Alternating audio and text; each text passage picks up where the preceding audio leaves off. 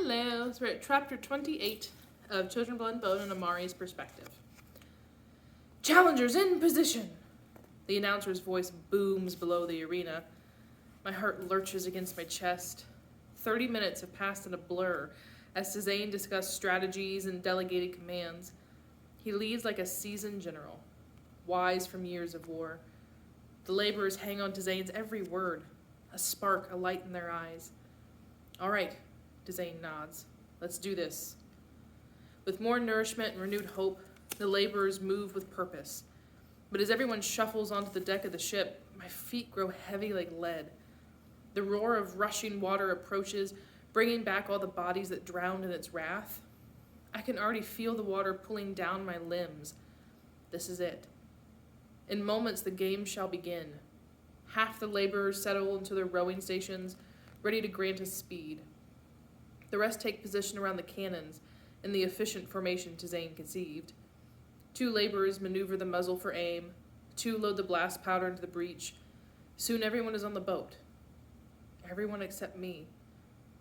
With the water rising, I force my leaden feet to move, and I board the boat. I walk across the deck to get in position behind a cannon, but Tizane blocks my path. You don't have to do this. Terror rings so loudly in my ears it takes a moment to process Tizane's words. You don't have to do this. You don't have to die. There are only 3 people who know about the ritual. If we're all on the boat, he clears his throat, swallowing the fatal thought. I didn't come all this way for nothing. No matter what, one of us has to survive. All right. The words slipped to the edge of my lips, desperate to escape. But Zelly, I choke out instead. If anyone stays behind, it should be her. If we stood a chance in hell without her on the ship, I'd be persuading my sister instead. But I stop as the water of the arena surges, splashing onto the boat. In minutes, the chamber will be covered, trapping me inside this burial chamber. If I'm gonna run, it has to be now. In a moment, it'll be too late. Amari, just go, Tizane presses. Please, we'll fight better if we don't have to worry about you getting hurt. We. I almost find the heart to laugh. Behind us, Zelly grips the railing, her eyes closed and lips quick as she practices the incantation. Despite her obvious fear, she still fights. No one allows her to run away. If you're going to act like a little princess, turn yourself into the guards. I'm not here to protect you, I'm here to fight. My brother is after me, I whisper to Tizane. My father, too. Staying off this boat does not keep me or the secret of the scroll alive. It only buys me time. As the water splashes my feet, I step forward, joining a team at the cannons. I can do this, I lie. I can fight. Be brave, Amari. This time I hold on to Binta's words, wrapping them around my body like a suit of armor. I can be brave. For Binta, I must be everything. Tizane holds my gaze for a moment, then nods. He leaves to take his place. With a groan, the boat surges forward with the water, taking us to battle. We sail through the final tunnel. The screams of the crowd grow wild, frenzied for our blood. For the first time, I wonder if Father knows of this entertainment. If he knew, would he care? I grip the railing of the ship as hard as I can, a futile attempt to quell my nerves. Before I can brace myself, we enter the arena, exposed out for the world to see. The smell of brine and vinegar hits like a wave as I blink in the astounding sight. Nobles line the first few rows above the arena, vibrant silks waving as they pound their fists against the railings. Turning away, my heart constricts as I lock eyes with a young, wide-eyed diviner on another boat. His blank face says it all. For one of us to live, the other must die. Zelly laces her fingers and cracks her knuckles. Walking to the bow of the ship, she mouths the incantation, steeling herself against the distractions before we begin. The crowd roars with each new boat that enters the games. But as I survey the opponents, a terrible realization strikes. Last night there were 10 boats. Today there are 30. Okay, so we just ended chapter 28, left on a little bit of a cliffhanger. So Amari is continuing to go through a lot of character changes here. So what has pushed her to go through these continually again? Make sure you've summarized the chapter, and then now we're going on to chapter 29 in the same video. So chapter 29, we're now with Zelly. No.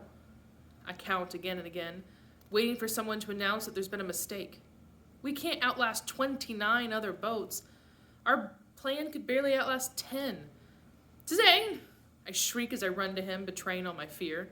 I can't do it. I can't take them all down. Amari follows, shaking so much she nearly trips on the deck. The crew trails her, bombarding Zane with endless questions. His eyes go wild as we swarm him, trying to focus on any one thing, but then his jaw sets. He closes his eyes. Quiet. His voice booms over the madness, silencing our cries. We watch as he surveys the arena while the announcer riles up the crowd. Abby, take the boat on the left. Dell, the one on the right. Form an alliance with the crews. Tell them we'll last longer if we target the boats farther away. But what if... Go. Zane shouts over their objections, sending the brother and sister running. Rowers, he continues, new plan. Only half of you guys stay at the paddles. Keep us moving. We won't get much speed, but we're dead if we stay still. Half the laborers scrambled to resume their position at the wooden oars. Zane turns back to us, the Agbon champion alive in his eyes. The rest of you join the cannon assembly line and aim for the boats in front. I want steady cannon fire, but be measured. The blast powder will only last us so long. And the secret weapon? Bako, the strongest of the crew, asks. The brief calm I felt under Zane's leadership evaporates. My chest squeezes so tight a sharp pain runs up my side. The weapon isn't ready, I want to shout. If you put your faith in her, you'll die. I can picture it now. Zane screaming above the water, me holding my breath as I try to push my magic out. I'm not the Magi Mama was. What if I can't be the Reaper they need? It's under control, Zane assures him. Just make sure we stay alive long enough to use it. Who's ready for the battle of a lifetime? The crowd roars in response to the announcer's goading. Their screams drown out even his amplified voice. I grip Zane's arm as the crew splits. My throat is so dry it's hard to speak. What's my plan? Same as the old. We just need you to take out more. Zane, I can't. Look at me. He puts both hands on my shoulders. Mama was the most powerful Reaper I've ever seen. You're her daughter. I know you can do this. My chest tightens, but I can't tell if it's fear or something else. Just try. He squeezes my shoulders. Even one animation will help. 10, 9, 8, 7. Stay alive, he yells before positioning himself by the armory. 6, 5, 4, 3.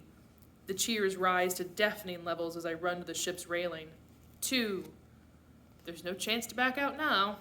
We either get the stone, 1, or we die trying.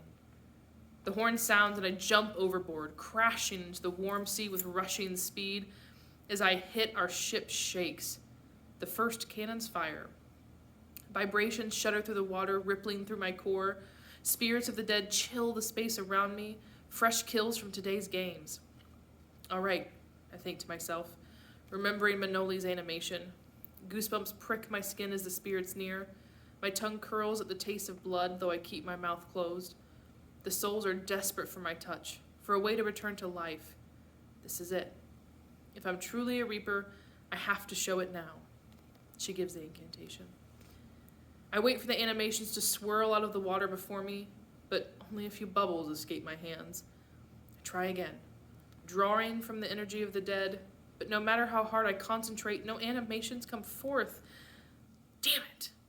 The air in my throat thins, going faster as my pulse quickens. I can't do this. I can't save us. A blast thunders from above. I spin as the ship beside ours sinks. Corpses and shattered wood rain down. The water around me reddens. A bloodied body plunges past me to the bottom. My God. Terror grips my chest. One cannonball to the right, and that could have been to Zane. Come on, I coach myself as the air in my lungs shrivels further. There's no time to fail. I need my magic now. Oh yeah, please. The prayer feels strange. like a language half learned and entirely forgotten. But after my awakening, our connection should be stronger than ever. If I call, she has to answer. Help me, guide me, lend me your strength. Let me protect my brother and free the spirits trapped in this place. I close my eyes, gathering the electric energy of the dead into my bones. I've studied the scroll. I can do this. I can be a reaper now. She says the incantation. A lavender light glows in my hands. Sharp heat courses through my veins. The incantation pushes my spiritual pathways open, allowing a shade to flow through. The first spirit surges through my body, ready for my command. Unlike Manoli, my only knowledge of this animation is his death. My stomach aches from the cannonball that ripped through his gut. When I finish the incantation, the first animation floats before me, a swirl of vengeance and bubbles and blood. The animation takes the shape of human, forming its body out of the water around us. Though its expression is clouded by bubbles, I sense the militant resolve of its spirit. My own soldier, the first in an army of the dead. For the briefest moment, triumph overpowers the exhaustion running through my muscles. I've done it. I'm a reaper, a true sister of Oya. A pang of sadness flashes through me. If only Mama could see me now. But I can still honor her spirit. I will make every fallen reaper proud. With the dwindling Ashe in me, I chant. Casting one more animation to life, I point to a ship, then give my command. Bring it down. To my surprise, the animation tears through the water with the speed of arrows. They shoot forward at my target, moments away from a strike. The water rumbles when they hit, blowing straight through the vessel's hull. Planks of wood fly like spears, twisting as water rushes in. I did it. I don't know whether to search for Oya in the sky or within my own hands. Spirits of the dead answered my call. They bent to my will. The water swallows the ship whole, capsizing the vessel. But before my excitement can settle, falling diviners crash into the water. I spin, taking in the collateral damage. The fallen crew thrashes for the top, kicking toward the edge of the arena. Terror hits when I see one girl plunge through the water with limp limbs. My chest seizes as her unconscious body begins to sink like lead. Save her! I push the command out, but my connection to the animations withers like the final breath left in my chest. I can already feel the spirit soldiers fading, leaving the hell of this arena for the peace of the afterlife. As I kick upward, the animations dive like horn-tailed manta rays, surrounding the girl before she can hit the bottom of the arena. Ashe buzzes in my veins as they pull her up to a floating piece of driftwood, granting her a chance to live. Ugh! I cough when I break through the surface. Something leaves me as the animations disappear. I send silent thanks to their spirits as I wheeze for air. Did you see that? The announcer booms. The arena erupts, not knowing what took the boat down. Zelly! Jazane shouts from above, a crazed smile on his face despite the nightmare around us. His grin holds a glow I've never seen in over a decade, a light he would have had whenever he watched Mama's magic at work. That, he points. Keep doing that. Pride swells in my chest, heating me from within. I take a deep breath before diving back down, then I begin to chant. So we just ended chapter 29 here. And so we're finally seeing Zelly in her element, and she's using her magic. And even though she's still struggling with it, we're starting to see a really positive change in her, where she's viewing herself more positively within this as well. So take a moment to summarize your chapter, answer any questions for your journal entries, and now we're going to continue on to chapter 30 in the same video. So we're back into Amari's perspective. Chaos. Before this moment, I never truly understood the word. Chaos meant mother's screams before luncheon. It meant the scramble of Olliers to their gold-lined chairs. Now chaos surrounds me. Pulsing through every breath and heartbeat, it sings as blood splatters through the air, screams as boats explode into oblivion. I scramble to the back of the boat and cover my head as a boom rings. Our vessel shakes as another cannon strikes its hull. Only 17 ships float, yet somehow we are still in this fight. Before me, everyone moves with unmatched precision, fighting despite the mayhem. Tendons bulge against the rowers' necks as they drive the ship forward. Sweat pours down the crew's face as they load more blast powder into the breeches of the cannons. Go! I yell at myself. Do something, anything. But no matter how hard I try, I cannot help. I can't even breathe. My insides lurch as a cannonball rips through the deck of another boat. Injured cries hit my ears like shattered glass. The stench of blood stains the air, bringing Zelly's old words to mind. The day we came to Abeji, she tasted death. Today I tasted it for myself. Incoming, Tzain yells, pointing through the smoke. Another vessel approaches, its rowers panting with spears at the ready. Skies. They're going to board us. They'll bring the battle here? Amari, take the rowers, Tzain yells. Help me lead this fight. Ever the fearless captain, he takes off, disappearing before he can see the paralysis in my feet. My lungs gasp for air. Why can't I remember how to breathe? You trained for this. I grip my sword as the boat nears. You bled for this. But when the enemy crew jumps aboard, years of forced lessons freeze in my fingertips. Though I try to flick my blade open, my hands only tremble. Strike, Amari. Father's voice rumbles into my ears, cutting deep into the scar on my back. Raise your sword, Amari. Attack, Amari. Fight, Amari. I can't. After all these years, I still can't. Nothing has changed. I cannot move. I cannot fight. I can only stand still. Why am I here? What in the skies was I thinking? I could have left that scroll and returned to my quarters. I could still be grieving Binta's death in my room. But I made that choice. One fateful decision that once seemed so right. I thought I could avenge my dear friend. Instead, I will only die. I press against the side of the ship, hiding away as the crew fights through the invaders. Their blood spills at my feet. Their anguish rings, filling my ears. The chaos envelops me, so overwhelming I can hardly see. It takes a moment too long to realize that one of the blades is coming for me. Strike, Amari. Yet my limbs do not move. The blade whistles toward my neck. Tzain cries out as his fist collides with the man's jaw. The attacker collapses, but not before his sword slashes through Tzain's arm. Tzain! Stay back, he yells, grabbing his bleeding bicep. I'm sorry. Just get out of the way. Hot tears of shame well in my eyes as he runs off. I retreat to the back corner of the ship. I shouldn't have boarded.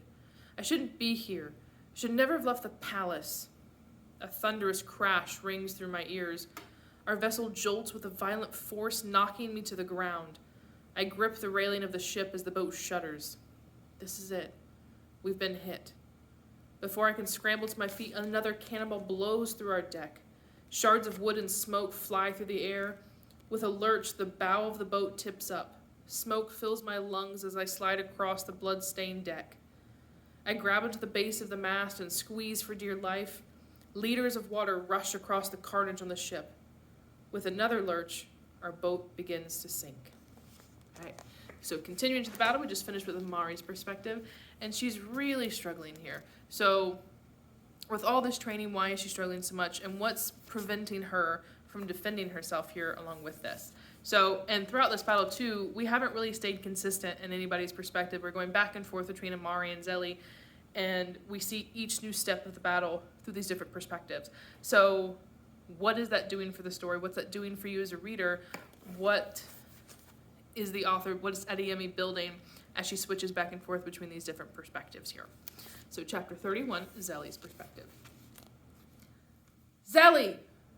I break to the surface and whip my head up. Tzain grips the rail of the ship, teeth clenched with strain. Blood covers his clothes and his face, but I can't tell whether it's his. Only 9 other vessels float through the arena. 9 vessels left in this bloodbath, but the stern of our boat groans under the surface. Our ship's going down. I take a deep breath and plunge back into the water. Immediately, bile rises in my throat.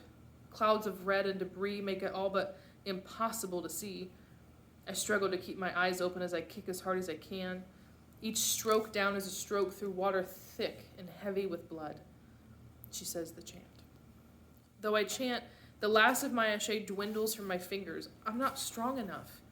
My magics run dry, but if I can't do it, Tzain and Amari might die. Our ship will go down, our chance at the Sunstone will disappear, we won't be able to bring magic back. I stare at the scar on my palm. Mama's face flashes behind my eyes. I'm sorry, I think to her spirit. I don't have a choice. I bite into my hand. The copper tang of blood fills my mouth as my teeth break through the skin. The blood spreads into the water, glowing with a white light that wraps around my form. My eyes bulge as the light travels within me, vibrating in my blood, radiating through my core. A shade tears through my veins, searing my skin from the inside out. Waves of red flash behind my eyes. Oya dances for me again. Water twists around me, writhing with new and violent life. The blood magic takes over, enacting my will. With a rush, a new army of animations swirls before my eyes. Their watery skin bubbles with blood and white light, coming alive with the force of a storm. 10 more animations awaken to join the army. Water swirling as their bodies take form. Excuse me. Apologies about that. They draw the blood and the debris into their skin, creating new armor for my army of the dead. They look to me when the last animation comes forth. Save the boat! My spirit soldier shoots through the water like a dual-finned shark. Then any ship or cannon in sight. Though my insides burn, the thrill of my magic overwhelms the chaos of our fight. Pleasure swells through me as they follow my silent directive and disappear into the holes left by the cannonballs. A second later, all the water inside begins to rush out. Yes! In an instant, our ship gains buoyancy. Bobbing back up to the surface, when all the water is out, the animation joins with the wood, patching the holes with the watery remains of their bodies. It worked, but my wonder doesn't last long. Though the animations have disappeared, the surge of the blood magic remains. My skin sears as it tears through me, burning as if the blood magic is ripping my organs apart. The violence shreds through my muscles, my hands go numb. Help! I try to scream, but bubbles rush through my throat. Horror sinks into my bones. Mama was right. This blood magic will destroy me. I swim for the surface, but each kick is harder than the last. My arms lose feeling, then my feet. Like vengeful spirits, the blood magic overwhelms me, clinging to my mouth, my chest, my skin. Though I fight for the surface, I can't move. Once so close, our ship now falls farther and farther away. Tisane! The crimson sea muffles the sound of my screams. The little air I have in my lungs disappears. Water rushes in. Okay, we just ended chapter 31, where we had Zelly's perspective, and we're getting deeper and deeper into this battle as they're in the ship battle going through, and what's going to happen with her. She's continuing to sink from the bottom. What's going to happen with Amari? Is she finally going to stand up for herself, or is she just going to sit in the back for this whole fight and tick Zelly off with their relationship even more? So once you finish your summary for that chapter, continue on to the next video for chapter 32.